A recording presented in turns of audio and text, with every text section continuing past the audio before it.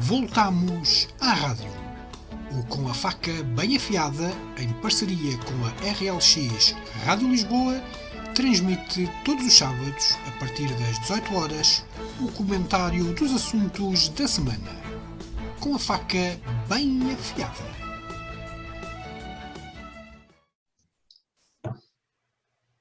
Muito bom dia, boa tarde, boa noite, dependendo da hora que nos estejam a ver ou ouvir. Aos ouvintes, em particular aos ouvintes da rádio da RLX, Rádio Lisboa.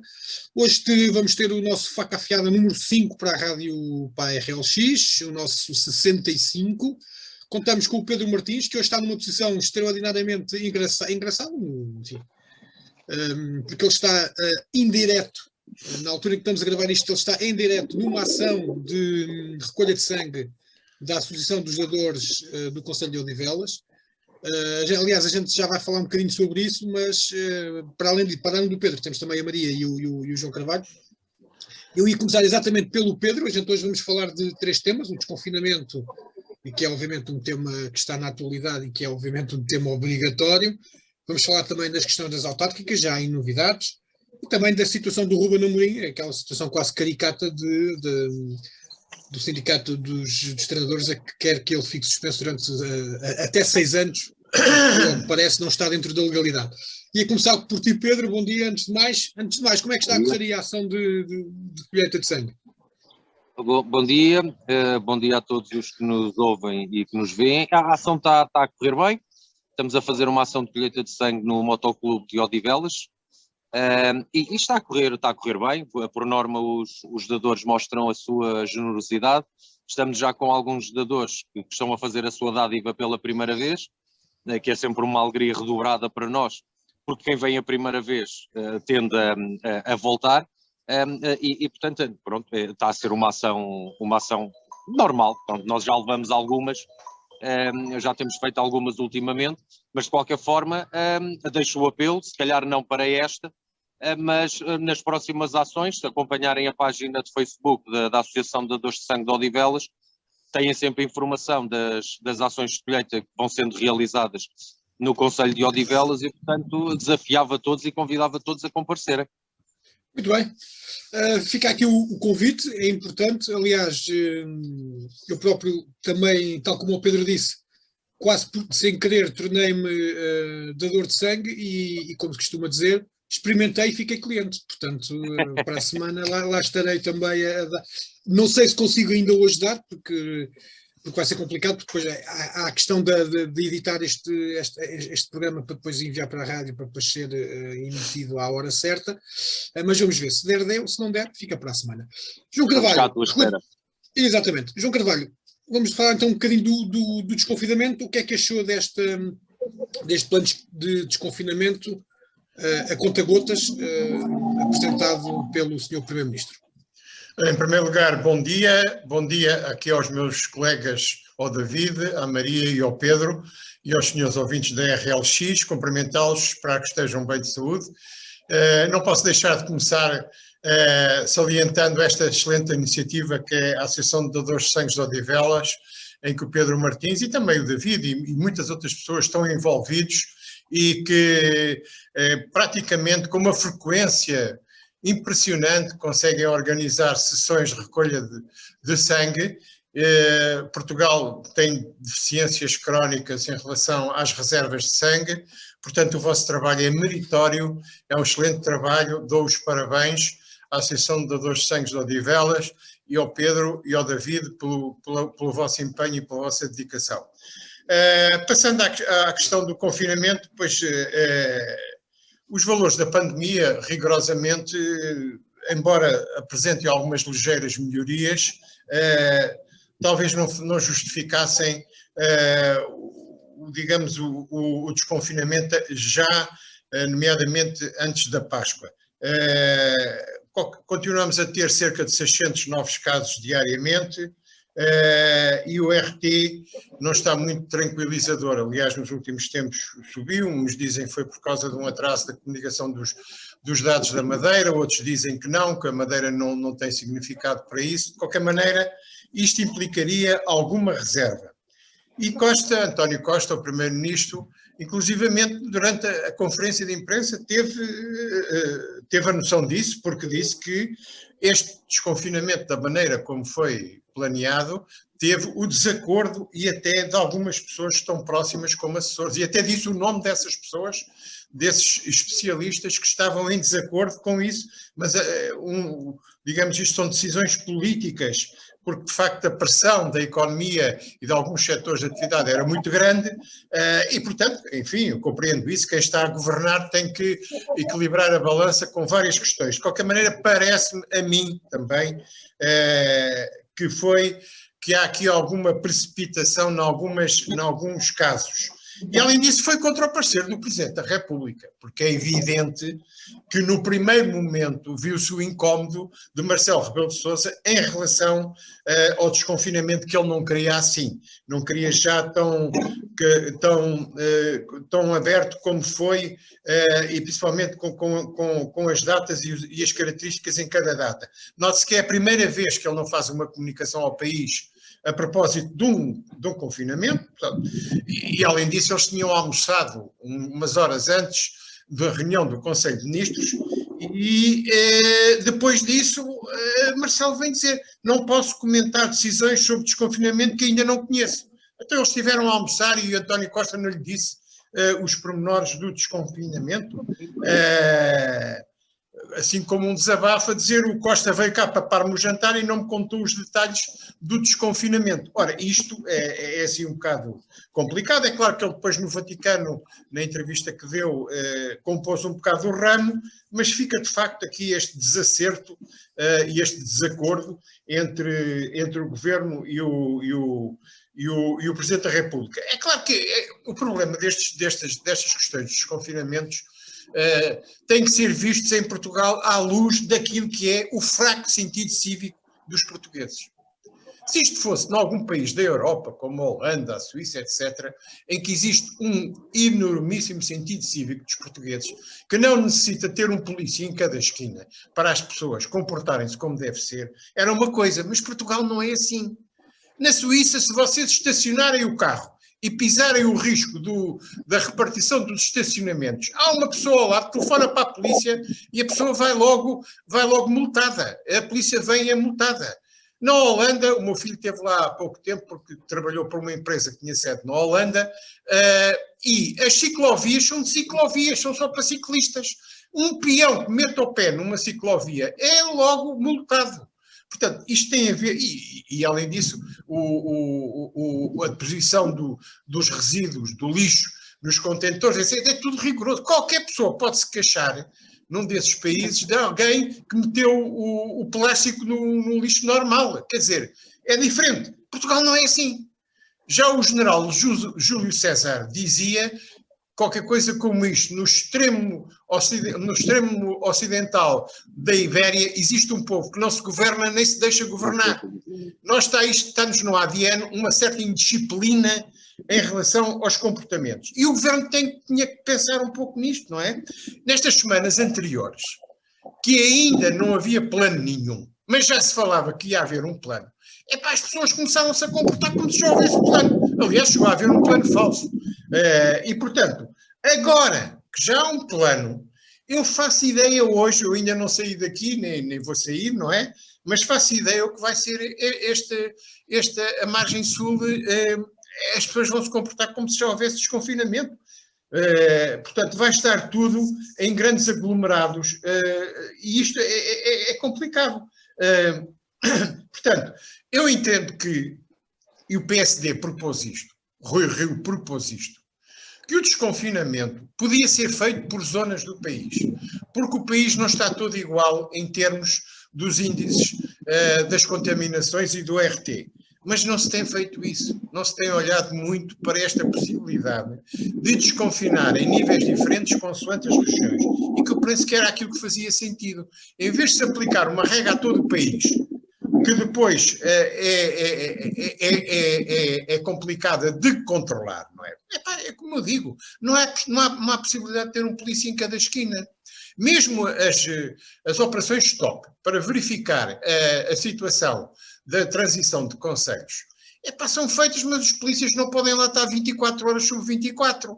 estão lá uns períodos, pá, depois vão-se embora, pá, quer dizer, aquilo, quer dizer, apanham 2 ou 3, mas depois nunca se consegue controlar isto a tempo inteiro. Finalmente, dizer que havia setores que fazia todo o sentido que nem sequer tivessem sido confinados. Um deles era as livrarias. Epá, eu não é por frequentar livrarias com frequência que digo isto, mas sim precisamente pelo facto de conhecer a situação das livrarias. Eu nunca vi ajuntamentos nas livrarias, a não ser no Natal, talvez. Epá, nas livrarias não havia problema nenhum de estarem abertos. Estão sempre lá 2 ou 3 pessoas e mesmo assim podia-se controlar as entradas. Não percebi porque é que as livrarias tradicionais fecharam. E a mim, pessoalmente, custa-me, especialmente os alfarrabistas. O comércio automóvel também não. Que eu saiba, os stands de automóveis não têm lá multidões à porta, nem para entrar, nem nada. Bem como a mediação imobiliária, que nunca percebi também porque é que foi confinada. Nem museus, palácios, monumentos. Eu não percebo, isto é tudo controlado à entrada, porque é que estes setores foram confinados. Portanto, quer dizer, há aqui uma série de erros, não é? Em relação a certos aspectos, quer em termos de regiões, quer em termos de algumas situações que eu nunca percebi que fossem confinados. Pronto, e para já fico-me por aqui para não monopolizar. Maria, é um alívio, segunda-feira já podem. É um alívio que existe, agora é uma brincadeira. Mas, sobretudo para as senhoras, é um alívio, porque segunda-feira já abrem os cabeleireiros, já faço ideia, as filas que vão haver para aquele setor, que se calhar, tal como o meu primo disse, como o João Carvalho disse, o meu primo, enfim, disse, há coisas que não fazem muito sentido, se calhar também os cabeleireiros terem fechado, enfim, se fosse pela ordem das marcações, em que só está uma pessoa dentro de cada um dos estabelecimentos, se calhar também não havia grande problema, mas enfim, já é discutível. Mas pronto, dê-me lá então a tua opinião sobre esta questão do desconfinamento a conta-gotas, sendo que elogio-te o facto de teres regressado ao teu cenário habitual com a tua plantinha aí atrás. Já é muito famosa, até os nossos ouvintes, ouvintes e sobretudo pessoas que veem, já falam na plantinha e já a pedem. Né? Já. Pronto. Então, muito bom dia bom dia, neste caso estamos a gravar de dia, mas boa tarde e boa noite a quem nos vai ouvir, dos nossos ouvintes da RLX. Em primeiro lugar, estou neste cenário porque quando estamos a gravar à noite eu tenho mesmo aqui uma lâmpada em mesa que parece que estou assim com uma auréola de luz, estou a ser teletransportada para outro sítio, portanto não... Isso é que era uma boa notícia. Bem. Portanto, e ali no outro sítio normal já fica melhor, já não tem a luz mesmo diretamente sobre a cabeça. Relativamente ao desconfinamento da conta-gotas, que é isso que nos traz aqui, que é isso que nos interessa. Eu tenho aqui uma posição um bocado ambivalente. Por um lado é um alívio imenso, porque de facto isto já está-se a tornar, por um lado, atenção, está-se a tornar muito cansativo, as pessoas já não estão a aguentar estar enfiadas em casa, os miúdos, é terrível para os miúdos, meus coitadinhos, eu vejo que tenho aqui um terracinho, um jardim aqui no prédio, à hora do almoço tem aqui uns garotitos aqui que vêm para aqui brincar, os miúdos que parece que estão ávidos de rua, ávidos de correr, ávidos de gastarem energias, que é uma coisa impressionante.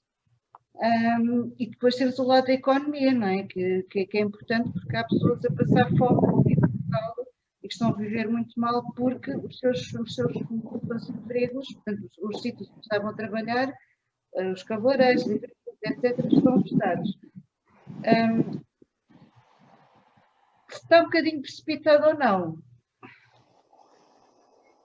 ainda sinceramente, lá está, também tenho uma leitura um bocado ambígua, porque se calhar podíamos atrasar, por um lado, isto em termos de médico, de medicina, em termos de medicamento, podíamos se calhar atrasar isto mais um bocadinho de modo a que o RT descesse. Por outro, questões económicas e sociais, a partir de uma determinada altura começa a não fazer efeito porque as pessoas saem, já não aguentam mais. E depois temos aquela questão da economia, que de facto, quando não há comida na mesa e não há dinheiro para pôr a comida na mesa, começa-se a tornar bastante grave. E nesta semana houve uma manifestação de cabeleireiros em frente à Assembleia da República que é um setor que está a perder dinheiro dia a dia, cada vez que tem os salões fechados. Isto não é só uma questão de estética, atenção. Há pessoas que trabalham nos cabeleireiros e que precisam de comer, atenção. Não é uma coisa fútil, agora tenho o cabelo grande, preciso cortar, ou tenho o cabelo por pintar, não tem nada a ver também com isso. Há profissionais que têm as suas vidas, que têm os seus filhos e que neste momento estão a pagar, os empresários estão a pagar as suas despesas e que não têm, que já não têm dinheiro para isso. Se devia ter sido confinado ou não, sinceramente, e por muito que me custe dizer isto, eu acho que sim, por uma questão de princípio. Porque as livrarias, à partida, não são sítios onde haja ajuntamentos. O que é certo é que vai uma pessoa à livraria, mesmo que seja a livraria ali da esquina, vai comprar um livro, pronto. Depois há outra que ia também depois ao salão de cabeleireiro, que também não é um sítio onde haja ajuntamentos, porque hoje em dia, e pelas regras, e eu sou frequentadora de salões de cabeleireiros, as regras estavam muito apertadas e as pessoas cumpriam, tanto os cabeleireiros quanto os clientes tinham que cumprir. Depois era outra, por exemplo, o caso dos ginásios, que fazia falta por causa da nossa saúde psíquica e mental. Às 2x3, as exceções eram tantas que estava tudo na rua na mesma e não pode ser. E infelizmente chegamos a um ponto em janeiro que não houve volta a dar e teve mesmo que fechar de vez.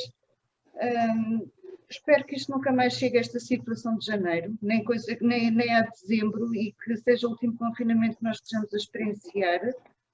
Muito sinceramente, para isso também temos que apelo aqui para o nosso bom senso.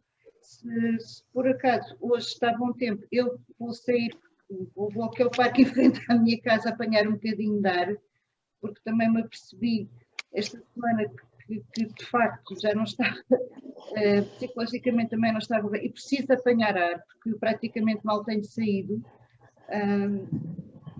Agora, temos que ter bom senso, temos que ter responsabilidade e temos que pensar bem nas coisas. Portanto, agora não é chegar e vai tudo para a praia, vai tudo para não ser para eu percebo a lógica das pessoas.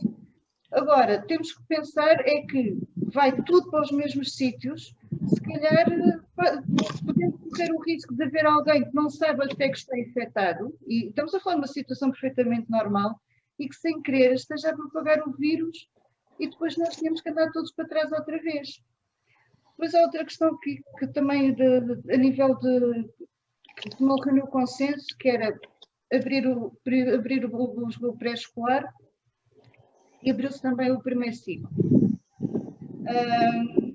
Essa questão do pré-escolar e do primeiro ciclo, sinceramente, eu não acho que tenha aberto o primeiro ciclo. Há questões aqui como a de estágio em massa que ainda não está calculada, é verdade, mas nesta altura as crianças mais pequenas que já não aguentam estar em casa, eles precisam de estar com os seus amiguinhos, precisam de estar na escola a aprender, faz parte da natureza deles. Isto é uma violência para muita gente. Para os miúdos é uma coisa terrível, muito embora eles se adaptem muito facilmente a este tipo de situações, mas é uma situação que eles próprios não aguentam. E já não estou a falar nos atrasos a nível da aprendizagem, porque os atrasos depois recuperam-se mais ou menos, eles vão se recuperar. E as coisas vão se ajustando, não é por aí. Estou mesmo a falar em termos do desenvolvimento emocional e social deles, porque eles necessitam... Exatamente, até porque os pediatras alertam para essa situação do convívio social entre eles, que esse sim pode ter efeitos irreversíveis. Exatamente, é isso mesmo. Muito bem, Pedro. Convém aqui também referir que apesar do desconfinamento, os fins de semana vão continuar a ser limitados, mas, por exemplo, e fica aqui a informação, as pessoas que querem dar sangue não precisam de, ou melhor, têm uma declaração que podem retirá-la do site do Instituto de Sangue e estão autorizadas inclusive a deslocar-se entre os concelhos para fazer essa prestação da dádiva de sangue, não é? Sim, é verdade, quer agora, quer no passado, só durante um período, e foi unicamente o período em que as ações de colheita não estavam a ser realizadas, a não ser no próprio Instituto Português do Sangue, quer os dadores, quer todas as pessoas que ajudam a promover a dádiva e que depois fazem o acompanhamento das ações, sempre foi uma exceção nos estados e na legislação, portanto que enquadra o estado de emergência, lá está, até pela importância que continua a ter, por muito que o Serviço Nacional de Saúde tenha canalizado a sua ação para o combate ao Covid, o sangue continua a fazer falta nos nossos hospitais, e é importante que os dadores continuem a comparecer, até muito pelo que estamos a falar. Portanto, nós estamos a entrar numa fase de um novo desconfinamento, de uma pressão menor nos serviços hospitalares, e tudo isso vai ajudar que também haja uma retoma a esse nível, quer a nível das operações, quer a nível das consultas e, portanto, quer a nível da própria circulação rodoviária e, portanto, dos acidentes rodoviários também, e, portanto, o desconfinamento vai representar também uma maior necessidade da promoção e das dádivas de sangue. Muito bem, relativamente ao tema, força. Bom, olha, relativamente ao tema, eu depois de ter ouvido o João e a Maria, não consegui perceber se têm uma atitude otimista ou mais pessimista relativamente ao que aí vem. Eu acho que nós sempre tivemos como certo que a pandemia, e nós também vamos aprendendo um bocadinho com o que temos vivido, só se resolve de duas maneiras. Quando temos um índice de transmissibilidade muito grande, só há uma forma, que é confinar. Portanto, não há aqui um meio termo. Este confinamento traz também danos graves do ponto de vista social e, acima de tudo, do ponto de vista económico. Encontrar aqui um equilíbrio, e, portanto, eu, para não ser tentado a falar sobre as medidas em concreto que vão ser tomadas agora, como também não o fiz com as medidas que foram tomadas quando confinámos, aqui o equilíbrio é de facto um equilíbrio muito difícil, e quem tem que tomar estas decisões, não obstante alguma incoerência e algumas coisas que não percebemos em algumas medidas que foram tomadas, manter este equilíbrio é de facto difícil. E como a Maria Germano há pouco referiu, de facto, há muita gente a passar mal, há muitos setores onde o desemprego tem crescido e há muitas pessoas a passar fome. Mas eu relembro que eu sempre tive como certo que aquilo que nos ajudaria a desconfinar era haver um índice de pessoas vacinadas e de haver uma taxa de vacinação muito maior do que está a haver, porque é isso que nos vai levar também à imunização de grupo. E, portanto, eu estou muito preocupado quando começamos a pensar em desconfinar, e nós portugueses pensamos em desconfinar, na verdade, como o João Carvalho disse, portanto, nós muitas vezes não desconfinamos com bom senso. E, portanto, hoje, se calhar, vamos ter peças televisivas onde o desconfinamento, ainda que não esteja já em vigor, já dá a ideia que está. E, portanto, essa falta de bom senso, também nosso, algumas medidas que ainda se continuam a não compreender, agregada a uma taxa de imunização que ainda é relativamente baixa, eu temo que as coisas não vão correr bem. E eu acho que o pior que nos pode acontecer é estarmos a desconfinar agora, para se calhar daqui a 2 ou 3 meses voltarmos a confinar e o país não aguenta um novo confinamento. E eu, quando digo o país, digo todo o setor cultural, todo o setor do turismo, ou seja, variadíssimos setores, e cada um à sua medida está a sofrer com este confinamento e com a pandemia, e eu temo que um desconfinamento sem o devido senso, sem a devida cautela, por mais a conta-gotas que o nosso Primeiro-Ministro tenha dito que está a decorrer, ou que vai decorrer, possa não ter o fim que nós todos esperamos. Eu acho que ninguém quer desconfinar para eventualmente sermos obrigados a voltar a confinar. Depois, em relação a este conta-gotas, a este desconfinamento a conta-gotas, para além desta preocupação que vos falei, tenho uma outra que tem a ver com, de facto, setores que estão confinados há mais de um ano, ou estão confinados praticamente desde que começou a pandemia. E há um desses setores que foi o setor que no passado, e quando nós precisámos desse setor, foi o setor que ajudou à recuperação e ao crescimento económico do país. E estou a falar da restauração e do setor e do turismo. e, portanto, esse vai continuar confinado.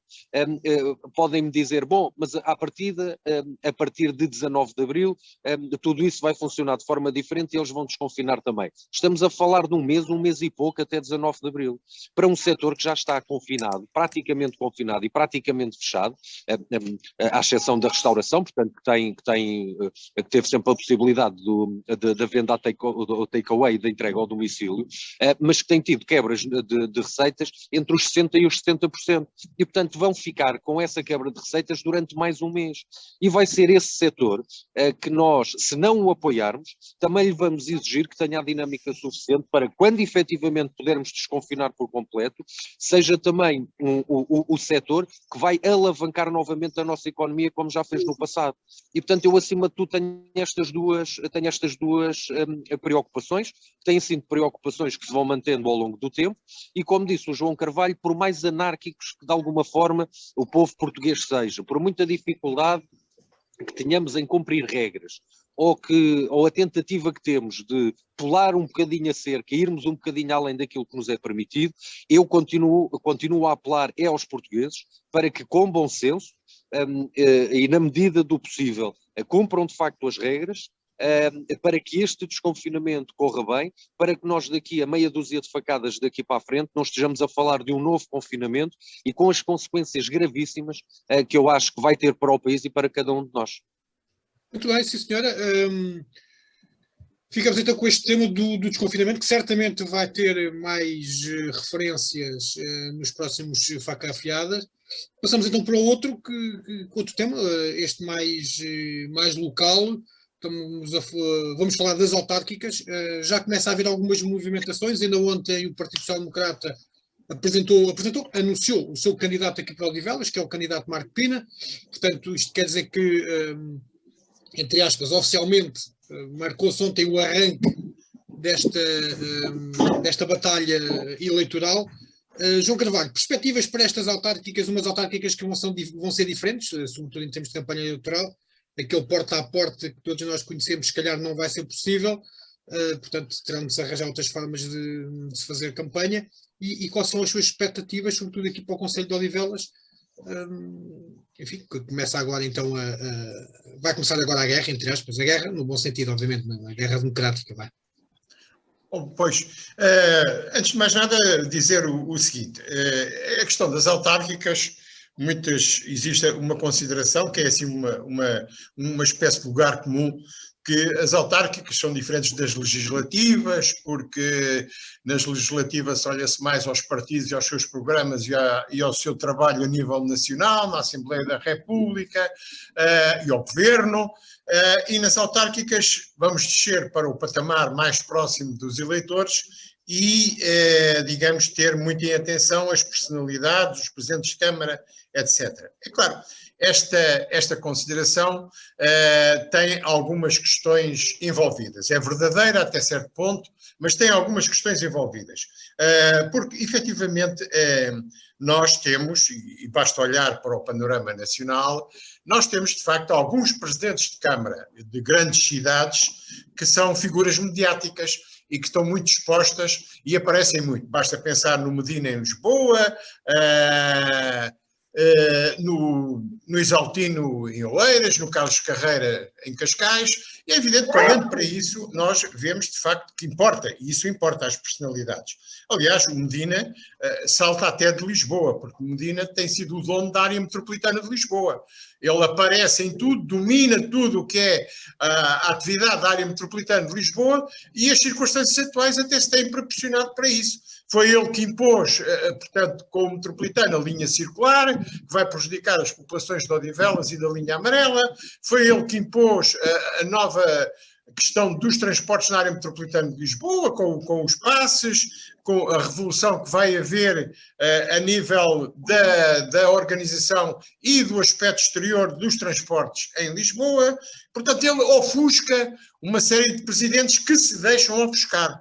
E quem é que se deixa ofuscar? Pois aqueles presidentes que não têm posicionamento pessoal para isso. E quem se deixa ofuscar, de facto, são os presidentes de Odivelas, o presidente da Amadora e Vila Franca de Xira, etc. Porque, de facto, nem Isaltino, nem Carreiras, nem o Bernardino, em Loures, deixam efetivamente que o Medina salte por cima deles e domine. Mas os outros sim, e Odivelas está incluída, não é? E devo dizer, portanto, que em relação a Odivelas, o posicionamento que houve, se efetivamente o Hugo Martins teve maioria absoluta, temos que nos lembrar que foi em 2017.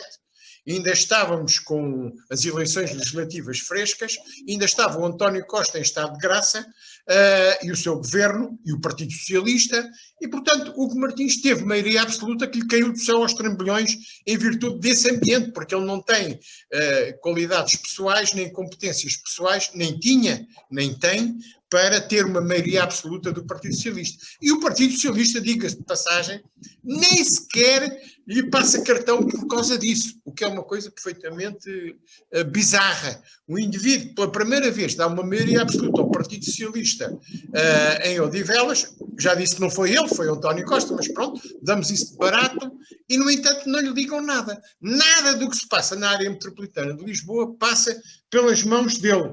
É claro que vou passar para a segunda parte da questão de comparações. É evidente que há muitos conselhos, e Odivelas acaba por ser um deles, por aquilo que eu disse, em que as pessoas votam um bocado como se votassem nas legislativas, não é? É o Partido Socialista que está por cima, é o Partido Socialista que governa. Se calhar muitos votantes de Odivelas nem sabem quem é o Presidente da Câmara de Odivelas, sabem quem é o de Lisboa, mas não sabem quem é o de Odivelas. E, portanto, votam um bocado no partido. E, por isso, essa situação tem sido sempre, Odivelas, um grande problema, porque, efetivamente, se está o PS no governo e a fazer o que está a fazer desde 2015, é evidente que as pessoas têm uma certa tendência para votar no partido que está no poder, que é aquele que conhecem melhor, não é? E isso tem sido um problema, nomeadamente para o PSD em Odivelas. Tem sido sempre, não podemos ignorar isso. Nós temos sempre esta dificuldade, que o Odivelas é um concelho suburbano, e, portanto, que a maioria da população vota um pouco de acordo com a tendência política, digamos, que está por cima, não é? Agora, nós temos um bom candidato, de facto, o PSD, estou a falar do PSD, porque eu sou do PSD, por isso eu estou a dizer nós, o PSD tem um bom candidato, é um candidato que conhece o Conselho como pouca gente, não é? É um candidato que tem uma capacidade, portanto, de intervenção na estrutura mediática, porque de facto é uma pessoa também que se mexe muito bem, e vai com certeza, e o David falou nisso, nós vamos com certeza ter uma possibilidade de fazer uma campanha diferente. É evidente que este tipo de campanhas de andarmos na rua às 2 da tarde de um dia de semana não resulta. Foi aquilo que a gente fez, porque é aquilo que a gente gostava de fazer, andámos todos juntos em campanha pelas ruas de Odivelas, mas eu já cheguei, andámos assim em certos bairros de Odivelas, andávamos às 2 da tarde a fazer campanha para os cães e para os gatos, porque de facto pessoas não havia, não é? Mas pronto, mas isso tem que mudar, tem que mudar. E o Marco Pina sabe isso, é uma pessoa, portanto, que trabalha num órgão de comunicação, sabe isso muito bem como ninguém. Nós temos que mudar, de facto, o nosso estilo de campanhas e evoluir. É evidente que em Odivelas o que é que nós temos? Temos um Partido Comunista em relação ao qual é sempre um bocado difícil de falar, porque a escolha dos candidatos do Partido Comunista não obedece aos mesmos critérios das outras pessoas. Eles têm uns critérios muito... não atendem ao mediatismo, nem atendem, digamos, aos carismas. Portanto, aquilo é tudo muito disciplinado, tudo muito organizado internamente, tudo muito hierarquizado, toda a gente obedece, ninguém reclama, e o que sair, saiu, não é? Mas, de facto, em Odivelas não tem saído assim grande coisa, mas isso também, o PCP também vai fazer destas autárquicas um caso de vida ou de morte, porque de facto se, como nas legislativas, nas europeias e nas últimas autárquicas, o Partido Comunista continuar a descer, não é? A cair em zonas cinzentas digamos, da representação, isto é muito grave para eles, porque eles vivem muito desta questão das autarquias. As autarquias, digamos, são o ponto forte, um dos pontos fortes do Partido Comunista, para além dos sindicatos e da atividade em relação à defesa dos direitos dos trabalhadores. As autarquias são outro. Se este aspecto falhar, é um caso muito sério para o Partido Comunista. Mas eu, de qualquer maneira, como digo em Odivelas, não sei como é que eles vão resolver a questão. Eles não abundam em personalidades. Eu já tenho dito que o facto das últimas candidaturas do Partido Comunista é sempre o João Ferreira, é o João Ferreira para a Câmara de Lisboa, o João Ferreira para os eurodeputados, é o João Ferreira para Presidente da República, torna a ser o João Ferreira para Presidente da Câmara Municipal de Lisboa, é o João Ferreira que vai suceder ao Jerónimo de Sousa. Isto de facto demonstra a dificuldade. E o João Ferreira não pode ser o candidato aqui ao Odivelas, né? Se já vai para Lisboa, já não pode ser. Mas isso podes crer que não vai, não vai, não é? E depois, em relação aos outros partidos, é evidente que há o caso, vamos ver bem o caso do Bloco de Esquerda e do PAN. O Bloco de Esquerda está numa situação de estagnação, penso eu, nem vai subir nem descer, não tem representação no Executivo Camarário, tem 2 eleitos na Assembleia Municipal, penso que não vai mudar. Atenção ao PAN, que tem todas as condições para subir, digamos, a sua representação em Odivelas. Pode acontecer, não tem tanto a ver às vezes com os candidatos, mas tem a ver com a percepção global que o PAN tem e que é capaz de ir parar também à votação nas autarquias em relação às temáticas que eles muito bem agarraram e que estavam um bocado órfãs, porque de facto os verdes do PCP nunca assumiram essa questão do ambiente, quer dizer, foram sempre vistos como uma extensão do PCP para a área do ambiente e nunca tiveram grandes perspectivas autónomas, porque votam sempre como vota o PCP, e isto não ajuda nada. O PAN não, o PAN libertou-se disso, agarrou nessas disciplinas e tem subido muito, é provável que venha a subir. Em relação aos outros partidos, não consigo fazer previsão nenhuma. Em relação ao Chega, nomeadamente, é complicado, porque eles não têm candidatos nacionais para meter em todos os lados. Como eu já disse aqui, vão tentar meter candidatos mediáticos em 2 ou 3 concelhos que lhes deem alguma visibilidade e mais nada. Não sei se Odivelas será um caso desses, não acho que seja. E depois, em relação a Lisboa, temos esta coisa da iniciativa liberal, porque aquilo que saltou à vista é que não foi consensual dentro da iniciativa liberal eles não terem aderido ao projeto do Moedas, porque inicialmente que disseram que iam ter um candidato autónomo, chegaram a mostrá-lo, mas o homem depois desistiu. Não se sabe muito bem porquê. É evidente que temos todo o direito de considerar que dentro da iniciativa liberal há divergências em relação a esta estratégia, que eu acho que com candidatos que ninguém conhece não os ia levar ao lado nenhum. Para já fico por aqui. Muito bem, e foi uma explanação longa. Aliás, nós já estamos com quase 40 minutos de programa. Maria, as tuas perspectivas para estas autárquicas, sendo tu eleitor em Lisboa, portanto, certamente irás falar mais de Lisboa. Quais são as tuas expectativas? Já tens candidato? Já sabes que vais votar? Já sabes em quem vais votar? Não faço a menor ideia, porque isto aqui em Lisboa tem estado assim muito... ainda está a fervilhar. Ainda ontem tivemos uma maravilhosa notícia. Temos mais um candidato do Chega, o Nuno Graciano. Diz-me só uma coisa, tu à partida não, por exemplo, não pões logo de parte de votar no Carlos Moedas, por exemplo, tu és uma pessoa de esquerda, mas portanto tu és daquelas que vai mesmo até à última verificar os programas, quem são as pessoas, é isso? Não, sim, porque lá está, porque a nível autárquico, muito embora Lisboa seja um caso, Lisboa e muitas das zonas metropolitanas, em termos global, as pessoas votam pelo partido, a nível mais do interior não é tanto assim. Nas zonas menos urbanas, menos as pessoas votam mais nas pessoas que conhecem, no filho do não sei quantos, que agora até está no partido X ou Y ou Z. Agora, eu de facto vou votar no candidato ou na proposta que melhor esteja a defender os interesses das melhores propostas para o território. Pronto.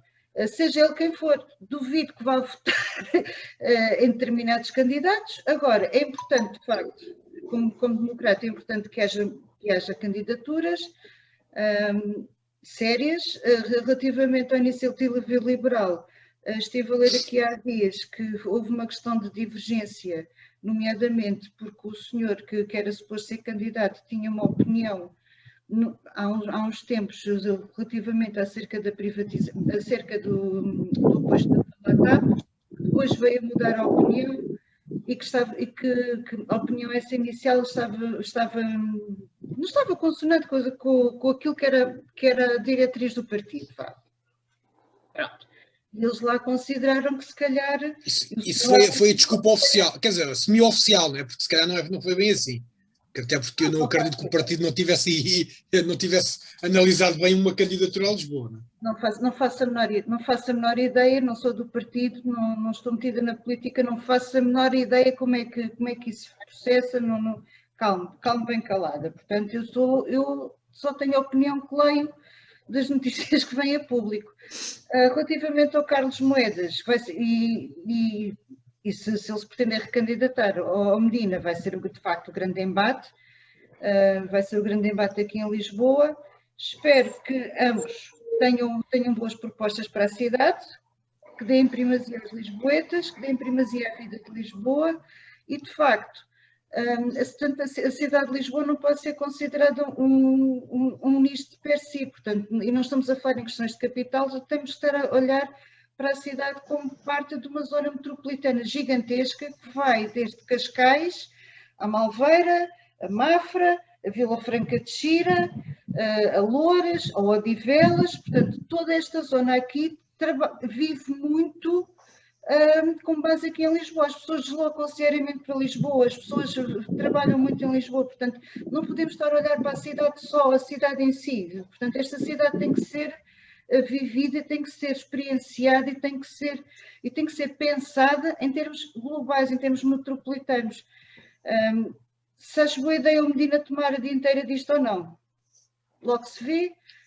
Sinceramente, não, há medidas que ele tem tomado bem, outras que nem por isso. A nível dos transportes públicos, relativamente à questão do passo social com o máximo de 40 euros, eu acho lindamente, eu acho muito bem, porque é uma situação complicadíssima. Ainda hoje se verifica que é a questão do transporte próprio em Lisboa, não só a nível de estacionamento, como em termos de poluição e de tempo. As pessoas demoram mais tempo a chegar a Lisboa de transporte próprio do que transporte público, não faz sentido. Se calhar fará sentido aumentar cada vez mais a frota de transporte público, isso sim, e pensar em outras alternativas. E é bom que todos os presidentes de Câmara eleitos, que vão ser eleitos para nova legislatura, pensem também nessa situação e não estejam a olhar tanto para os seus próprios interesses da sua própria quinta, que às vezes é o que me parece. Por exemplo, estou-me a lembrar aqui no caso de Loures, que o famoso metro do Concelho de Loures. O metro já existe no Concelho de Loures, o metro já chegou a Moscavide e muito bem. Agora, está prevista a construção do metro de superfície entre Odivelas e chegar a Loures, que faz falta, que para mim essa obra é prioritária. Eu, como ex-habitante do Concelho de Loures, ex-sacavenense, acho que é prioritário, porque não se compara os transportes que Sacavém tem à sua disposição e que Loures tem, para vir para Lisboa, Loures, Santo Antônio dos Cavaleiros, etc. Essa região... Aliás, tem sido sempre privilegiado a deslocação para o interior de Lisboa e nunca em semicírculo na periferia, e penso que é esse o objetivo. Nem pensar. E não é só esse o objetivo, é que, de facto, as pessoas de Santo António, não faço ideia quanto tempo é que uma pessoa demora em transportes públicos de Santo António dos Cavaleiros para Lisboa, por exemplo, mas não há de ser 20 minutos, há de ser muito mais. Não, é menos. Não, Santo António já está bem servido. Já há autocarros diretamente das Torres da Bela Vista para o Campo Grande. A questão é quanto tempo é que demora uma pessoa de Santo António dos Cavaleiros para Sacavém? Isso então tem que ir mesmo a Lisboa quase. Santo António dos Cavaleiros para Sacavém tem que vir a Lisboa para apanhar transporte para Sacavém, por exemplo. Isso nem faz sentido, tal como de Odivelas. É uma coisa que não faz sentido nenhum. E pronto, eu estou a falar um bocadinho contra este sacavenense, que está previsto também o prolongamento da linha vermelha até Sacavém, quando a meu ver, se calhar essa obra, se calhar não seria de prioridade 1, quando poderiam perfeitamente os autocarros fazerem uma interface ali com a CP e as pessoas que em vez de irem para um possivelmente poderiam apanhar um comboio, porque há alternativas de uma via férrea que passe mais ou Até menos porque não faz muito sentido aquele trajeto em Moscavide e depois vai ao aeroporto e depois vem outra vez para Sacavém, não faz lá muito sentido. Não, Moscavide já não vai ao aeroporto, é do aeroporto para Moscavide. Pois é, isso que eu estou a dizer. Pois, não faz sentido, mas pronto, há pequeninas coisas, mas lá está, é importante para ganhar votos, e é isso que estou a criticar, e aqui é para os partidos todos que vão ser candidatos, não é para nenhum em particular.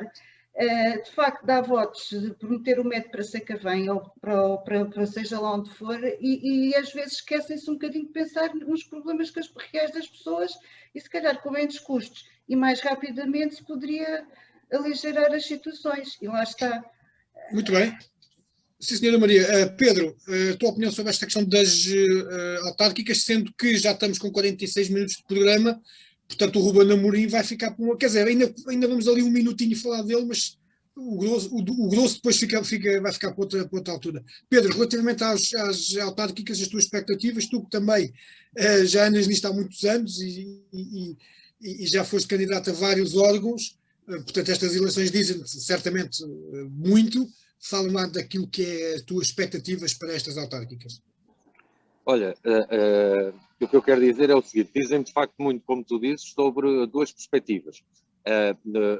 Não só nessa perspectiva que falaste, mas também um bocadinho por defeito de formação académica, porque sendo eu de ciência política, analiso sempre os atos eleitorais sob uma perspectiva também mais científica até, e, portanto, estou muito expectante com o desenrolar e com o início de todo este processo autárquico, não só na minha terra, como um pouco por esse país fora, principalmente nos municípios com maior dimensão, nomeadamente Lisboa. E eu acho que o primeiro interesse que revejo nestas eleições autárquicas, e como disse o João, principalmente naqueles municípios que têm aí uma malha urbana mais acentuada, que acabam por ser também aqueles que são mais densamente povoados, o eleitorado tem muito por critério, nem sempre as políticas locais, nem os candidatos locais, mas aquilo que se passa a nível nacional. E, portanto, eu estou um bocadinho expectante porque acho que estas autárquicas, a esse nível, vão ter bases analíticas e o eleitorado vai analisar e fazer a sua definição de sentido de voto de forma diferente do que fez há 4 anos atrás nas últimas autárquicas. E, portanto, enquanto que há 4 anos atrás, obviamente, tínhamos uma conjuntura política completamente diferente, o mundo estava completamente diferente, mas ainda os partidos, os que ganharam e os que perderam, ainda teve muito por base o efeito Pedro Passos Coelho, governação da Troika, a austeridade, etc, etc, e agora não. E, portanto, agora vamos ter muito mais por base a pandemia, a gestão da pandemia, a forma como o plano de resiliência vai ser gerido ou não, como é que vamos sair da crise, quais vão ser as soluções para rapidamente retomarmos as nossas vidas. E, portanto, a esse nível, eu acho que vai ser interessante não só o posicionamento do eleitorado, como também o posicionamento dos próprios partidos. Interessante vai ser também ver a escolha dos candidatos e o posicionamento de cada força partidária, porque todas elas eu acho que têm muito a ganhar e muito a perder com o próximo ato eleitoral. Acho que para o PS vai ser um bocadinho um barómetro, vai ser um bocadinho uma prova de fogo para a gestão, não só para a governação que tem feito nesta legislatura, ou ao longo desta legislatura, mas a forma como tem gerido a pandemia e como até à data das eleições, que ainda não estando certas, vamos partir do pressuposto que será em setembro, outubro, mas a forma como, lá está, como vai ser aplicado o plano de resiliência e as respostas que vai dar, não só à pandemia do ponto de vista sanitário, do ponto de vista da saúde pública, como também do ponto de vista económico e social. Por exemplo, para o PSD é essencial ter um bom resultado nestas eleições autárquicas. Acaba por ser também um filtro, acaba por ser também uma avaliação a toda a forma como o Dr. Rui Rio, o presidente do PSD, tem feito oposição ao longo deste, oposição à governação do Partido Socialista ao longo desta legislatura também. O PCP vai ser interessante, porque é uma eleição, tendo em conta que tem vindo a perder votos desde que esteve na geringonça com o PS, é essencial que melhore os seus resultados eleitorais. E, portanto, vai ter que, de alguma forma, se reinventar, com João Ferreira em Lisboa, com outros candidatos noutros municípios, mas vai ser interessante ver a forma como eles se vão reinventar para continuarem a ter a implementação nacional que habitualmente têm. Para o CDS é uma questão de sobrevivência. Portanto, vá em coligação com o PSD, como provavelmente irá, se não em todos os municípios, pelo menos a parte do pressuposto, que eventualmente em alguns, mas é essencial, porque é de facto uma implementação, eu não diria nacional, mas uma implementação do ponto de vista político-partidário que o CDS pode perder e que pode sangrar nestas últimas autárquicas. E depois estes partidos emergentes, embora o Bloco de Esquerda já não seja assim um partido tão emergente, vamos ver a força que têm. Tiveram no processo legislativo, com os seus candidatos presidenciais, vamos ver se têm estrutura, vamos ver se a ganham e vamos ver a capacidade que têm de apresentar candidaturas por esse país fora, não só às câmaras municipais, mas deixem-me registar aqui também as juntas de freguesia, porque eles também são órgãos autárquicos e normalmente ficam relegados para um segundo plano e são só os órgãos autárquicos que mais próximos estão das populações e aqueles que muitas vezes resolvem os problemas do dia-a-dia, e a gente quando fala em eleições autárquicas cinge-se muito às câmaras municipais e relegamos às vezes um pouco para segundo plano as juntas de freguesia. Acho que outra coisa que vai ser interessante é a campanha. E cola um bocadinho com o tema que falámos antes. Se de facto o desconfinamento for efetivo e tudo correr bem, se calhar não vamos fazer a campanha que é costume, do porta a porta, do contacto direto com as pessoas, mas se calhar ainda vai ser possível fazer um bocadinho. E Deus queira que assim seja. Mas eu acho que já todos os partidos assumiram que também é isso vão ter que reinventar. Seja através das novas tecnologias, seja de novas formas de comunicar com o eleitorado, e portanto estas eleições têm para mim também esse ponto de interesse, que é ver como cada estrutura partidária, ao nível do marketing político, como é que se vão reinventar para fazer chegar as suas propostas ao eleitorado. Permitam-me só, em breves instantes, que fale aqui de dois municípios, o município de Lisboa e o município de Odivelas. O município de Lisboa, porque embora eu, ao contrário da Maria, não sou município no município de Lisboa, mas todos nós acabamos por ser um pouco, porque nós vivemos Lisboa, é a capital do país. E, portanto, é lá que está muita da oferta, quer para os lisboetas, quer para aqueles que não são lisboetas. E, portanto, tive a oportunidade, não foi tanto uma oportunidade, fiz questão, exatamente pelo que acabei de dizer, de ouvir a apresentação das linhas gerais do Carlos Moedas à Câmara de Lisboa, e portanto não me surpreendeu, porque quem acompanhou e quem conhece um pouco do currículo de Carlos Moedas, portanto não ficaria surpreendido com a serenidade e com a qualidade com que ele apresentou as suas propostas, e eu tanto mais tenho a certeza disto pela inexistência ainda de candidatos dos outros partidos. Eu já disse aqui no Facadas há um ou há dois programas atrás que uma das mais-valias da candidatura do engenheiro Carlos Moedas era efetivamente o facto de obrigar os outros partidos a olharem para este processo autárquico em Lisboa de forma diferente. Ele elevou de facto a fasquia e, portanto, até hoje o único candidato que temos como certo é o atual Presidente de Câmara.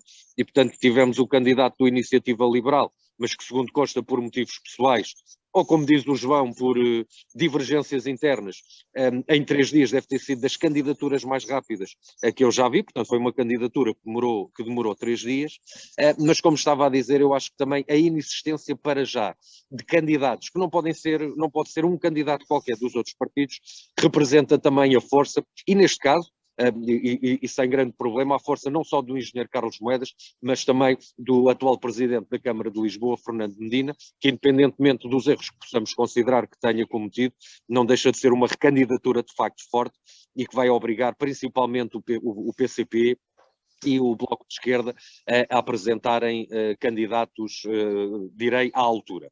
Relativamente ao candidato do Chega, o Nuno Graciano, eu acho que me resta dizer 2 ou 3 coisas, é um bocadinho mais do mesmo. E, portanto, é um partido novo a seguir muita da estratégia que os partidos antigos já seguiram e que invariavelmente não funcionou, que é arranjar figuras de proa, que de política eu ainda não me ouvia dizer muito, mas aquilo que temos conhecimento do candidato Nuno Graciano é a nível televisivo, e portanto eu estou também expectante, não só para ver a reação dos lisboetas, como também as propostas que o próprio candidato venha a apresentar. Mas lá está, por exemplo, quer Odivelas como Lisboa, ou estes municípios bastante urbanos, padecem também do problema do eleitorado votar muitas vezes não nos seus próprios candidatos, mas na perspectiva nacional que determinados partidos têm. E aí o Chega pode continuar a ser alavancado por esse crescimento e o Nuno Graciano acabar por potenciar também e beneficiar um pouco também disso. Odivelas é a minha terra. E, portanto, falo de Odivelas não só numa perspectiva política, como também numa perspectiva um pouco até emocional. Como o David disse, foi apresentado, ou foi indicado, ou pelo menos foi tornado público, o candidato do PSD, o Marco Pina. Poderei ser um bocadinho suspeito, porque conheço o Marco Pina já há muitos anos, e queria só sublinhar uma ou outra característica que me parece que nesta fase é a mais importante para sublinhar no candidato. O Marco é da terra, é uma pessoa que conhece os problemas da terra, que subiu a pulso, que tem ganho a sua vida também a pulso, e que está minimamente capaz de, conhecendo os problemas, fazer o diagnóstico ao município e, na altura certa, apresentar também as melhores propostas e as melhores soluções num bom programa eleitoral e que sirva de alternativa também, não só ao Partido Socialista, como às outras estratégias e aos outros programas eleitorais dos outros partidos, porque a democracia faz-se essencialmente disto. Não há sempre os bons de um lado e os maus do outro. A democracia faz-se de alternativas e de diferentes propostas e de diferentes visões. E eu, pelo que conheço do Marco e já o conheço há muitos anos, também lhe revejo uma visão diferente da política e que vai exportar, obviamente, para as ideias que terá para Odivelas. Uma coisa podemos ter todos a certeza com o Marco Pina: um grau de exigência para a sua terra muito, muito elevado. E, portanto, o Marco não se contenta com pouco e, portanto, tudo aquilo que for considerado de bom e do melhor para a nossa terra, o Marco Pina irá exigir e, obviamente, irá trabalhar para isso. Estava eu a falar e tinha o microfone desligado. Estava eu a dizer que já temos 58 minutos de programa, portanto já estamos a passar muito daquilo que é o horário normal. De qualquer maneira, e para que não fique, ou que o Ruben Amorim, que é um fiel ouvinte do Faca Afiada, não fique triste, vou-vos dar 1 minuto e meio a cada um para falar sobre este tema, e depois, por outras facadas logo se vê. Logo depois se falará com um bocadinho mais de detalhe. João Carvalho, começa por si, até porque está quase a iniciar o Briosa Vizela, que é um jogo decisivo, quase decisivo para a Académica, tem que ganhar hoje e arruma logo com o Vizela. Pois, primeiro despedir-me já dos senhores ouvintes e desejar que tenham cuidado com o desconfinamento e que procurem guardar-se o melhor possível, tenham um pouco de consciência, portanto, cívica, porque nós precisamos disto neste momento, isso é o essencial. Sentido cívico dos cidadãos portugueses. Sobre a questão, pois isto do Ruben, se calhar vamos ter que falar nisto noutro programa, mas eu só vou dizer uma coisa, nós temos um país muito pequeno. O nosso problema é sermos pequenos. Somos um país pequeno. E é a pequenez do nosso país que motiva que, felizmente, haja muita gente que tire cursos, que tenha acesso à educação e ao ensino até aos graus superiores. Só que depois não temos dimensão para absorver tanto formado, tanto licenciado, e por isso as escolas os superiores já foram obrigados a pôr os números clausos. E nesta questão dos treinadores, existem 900 treinadores com nível 4 em Portugal. Depois disto, o que é que se espera? Tem que haver controle, E a UEFA, nesse aspecto, que é quem regula isto, olha para nós, olha para a nossa pequenez, olha para os 900 treinadores e diz, graus 4 e 5 só, 2 em 2 anos, cursos, e com 30 vagas. E depois há 200 candidatos. temos pena, somos o país que somos, andam milhares de licenciados, milhares não digo, mas umas boas dezenas de licenciados a entregar pizzas e a trabalhar nos call centers, porque de facto a economia não absorve. Muitos têm que ir para o estrangeiro, mas é assim, somos pequenos, e somos pequenos em todos os setores, nomeadamente no futebol. Muito bem, Maria, uma das fervorosa do Sporting, o que é que acha desta situação do Ruben Amorim? Tens 1 minuto e 10 segundos. Eu gostava de ser eu gostava de ser o mais objetiva possível, e nem vou falar tanto do Ruben Amorim, mas vou falar um bocadinho a nível das certificações profissionais, que é de que se trata. E a propósito disto, estive a ler aqui uma notícia de um outro treinador de um clube da segunda Liga de Honra que tinha feito a sua certificação de nível 4 da UEFA num outro país e que ainda não está reconhecido, e o senhor também acho que iria ter um processo disciplinar, tal como o Ruben Amorim. Pronto. Isso aí pode ser útil pela culatra, porque a União Europeia, nesse aspecto, quando está certificado num país, tem que estar certificado no outro. Se calhar Pois, esse sindicato mas não tem a certificação do IPDJ, mas a questão é essa, e a questão é, e isto torna-se um bocadinho, como direi, a ser mais papista do que o Papa. O Ruben Amorim, pelos vistos, inscreveu-se como treinador adjunto com o curso de nível 3, o senhor já completou o curso de nível 4, está inscrito como treinador, à partida. Não, eu vou só aqui fazer uma retificação. Ele não tem ainda o nível 4, está inscrito para o próximo curso de nível 4. O que já dá quase as regalias, ou seja, já pode ir ao banco e não sei o quê. Também é uma coisa assim um bocado... Pronto, é a tuga. Pronto, mas seja como for, o que é certo é que com certificação de nível 4 ou nível 3, clubismos à parte, o clube que está em primeiro lugar da Primeira Liga é o clube onde ele está a treinar. Portanto, e não podemos esquecer também dos outros tipos de formações que o senhor fez, de nível não formal, dos estágios que o senhor fez, que lhe deu também outro tipo de competências. E sobretudo porque já há muitos exemplos do passado e nada disto aconteceu, não é? Também é uma coisa. Muito bem, Pedro, para acabar em beleza e para fechar a chave de ouro, só para agora sair um bocadinho do tema, como é que está a correr aí a dádiva? Está a correr melhor? Está a correr pior? Está bom?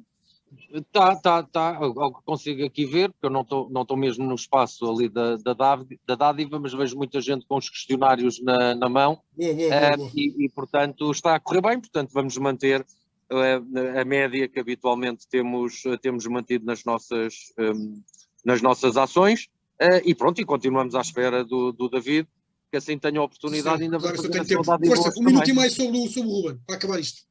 Rapidinho, eu percebo muito pouco da questão do Ruben Amorim. Tenho tentado acompanhar, mas essas questões do nível 4 e do nível 3, isso para mim, vou inserir no enquadramento da trica futebolística e do futebolês típico em Portugal. Porque, como diz o João, nós somos de facto muito pequenos. Mas o Sporting é muito grande. É daqueles clubes tão grandes como os maiores da Europa. Essa. Não. É uma frase feita, mas bonita. E agora, tenho a certeza de uma coisa. Se o Sporting não estivesse, e o Ruben Amorim não estivesse a fazer a época que está, provavelmente este assunto não teria a projeção pública, nem estaria a ser tratado da forma como... Aliás, provavelmente nem havia assunto, não é? Pronto, ou provavelmente nem sequer havia assunto. E é por isso que eu centro isto no futebolês e na trica futebolística.